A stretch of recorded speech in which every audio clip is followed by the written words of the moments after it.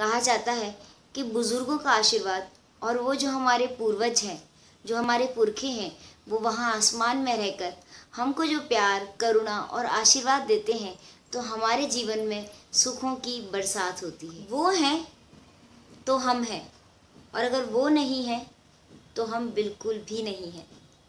शुभम करोति कल्याणम। नमस्कार दोस्तों, मैं हूं आशी और स्वागत करती हूं आपके अपने चैनल सोलफुल टैरो जर्नी में। आज हम देखने वाले हैं, जानने वाले हैं कि कौन से ऐसे लक्षण हैं जिनकी वजह से हम जान सकते हैं कि पितृदोष हमारी कुंडली में है।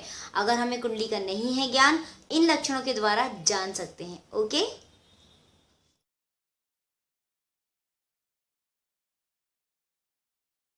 पितृदोष का पहला लक्षण है कि कोई भी काम शुरू करने से पहले, कोई भी त्योहार आने से पहले, कोई भी संस्कार होने से पहले ज़रूर व्यवधान आते हैं।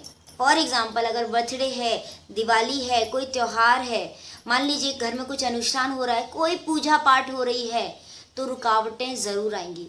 अब ये रुकावटें या तो आपका प्रोसीजर प्रॉपर हो नहीं पाएगा, पूजा पाठ से संबंधित है अगर तो, या फिर उसी दिन क्लेश और कलह का वातावरण ज़रूर होता है। ये है पहला लक्षण। और दोस्तों मान के चलिएगा, आप नोट कर लीजिएगा कि ये लक्षण ज़रूर पाया जाएगा। दूसरा लक्षण, जिनके भी घर में पितृदोष होता है उनके घर में वंश का जो आगे बढ़ना होता है वो रुक जाता है। अगर आपकी फैमिली में मान लीजिए कि आपका जो फैमिली का ट्री है वो काफ़ी बड़ा है, 5 भाई हैं, 4 बहनें हैं, और धीरे करके फैमिली छोटी होती जाएगी, संकुचित होती जाएगी, और एक समय ऐसा आएगा या तो एक ही बच्चा रहेगा या फिर बच्चे ही नहीं होंगे। उस घर की स्त्री को बार मिसकैरेज, गर्भपात या फिर कंसीव नहीं कर पाने जैसी स्थितियां पैदा होंगी। कंसीव कर भी लिया तो भी पाया जाएगा कि वहां पर उसको गर्भपात हो रहा है। ये बहुत बड़ा लक्षण है पितृदोष का।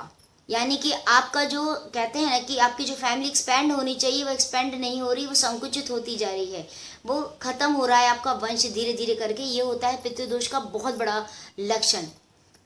तीसरा जो बहुत बड़ा लक्षण है वो ये है कि उस घर में अगर आप प्रवेश करते हैं तो आप पाएंगे कहीं ना कहीं इन घर में पैर रखते ही आपको फील होगा कि घर का जो माहौल है वो काफ़ी टेंस है।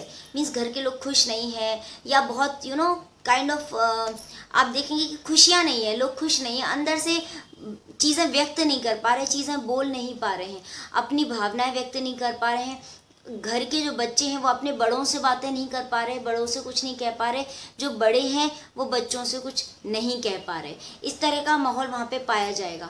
इसके अलावा पितृदोष जिनके घर में होता है उनके घर में आप अधिकतर नोट कीजिएगा कि उनके घर का जो मुखिया है वो मोस्ट ऑफ द टाइम या तो रोगी होगा, दुखी होगा, परेशान होगा, कुछ ना कुछ समस्याएं उसकी लाइफ में चलती ही रहेंगी। मैं बात कर रही हूँ घर के मुखिया की। फैक्ट है कि जब भी घर का मुखिया डिसीजन लेने की कोशिश करेगा तो हमेशा उससे या तो डिसीजन नहीं लिया जाएगा, कोई ना कोई व्यवधान आएगा, या उसकी घर में चलेगी नहीं, उसकी बात नहीं रखी जाएगी, या फिर उसके द्वारा अगर डिसीजन लिया भी गया है तो वो गलत साबित होगा। अधिकतर ऐसा देखा गया है, घर में उसका एक वजूद नहीं होगा। इसके अलावा जो प्रॉब्लम आती है वो आती है कि जब भी घर में अगर कुछ आप कहते हैं ना कि उस घर के जो बच्चे हैं उनके जब शादी का अवसर आता है तो उस पितृदोष की वजह से उनकी शादी या तो डिले होगी, शादी में व्यवधान आएंगे, शादी विलंब से होगी, देर से होगी, या फिर शादी हो जाती है तो फिर शादी टिक नहीं पाएगी, लड़ाई होंगी, झगड़े होंगे, या फिर शादी टूट जाएगी। और अगर शादी हो जाती है तो जैसा मैंने आपको बताया कि बच्चे नहीं होंगे। अगर बच्चे होते भी हैं तो भी कुछ ना कुछ विसंगतियां पैदा होंगी। बच्चों का कोई अंग भंग होगा या कोई उनको प्रॉब्लम उनके साथ चलेगी, ये परेशानियां चलती ही रहेंगी लाइफ में। तो ये जो चीज़ें हैं ये चलती हैं जब आपके घर में पितृदोष है बहुत ज़्यादा और इनका निवारण नहीं किया गया। तो ये जो सारे लक्षण हैं ये कहलाते हैं पितृदोष के लक्षण। और अगर आपके घर में पितृदोष है, मान के चलिएगा कि आपको आज ही इसका निवारण करना होगा। क्या निवारण करना होगा उसके लिए आप जुड़े रहिए मेरे साथ। मैं आपको बताऊंगी नेक्स्ट वीडियो में कि क्या है पितृदोष के उपाय और क्या है पितृदोष के कारण।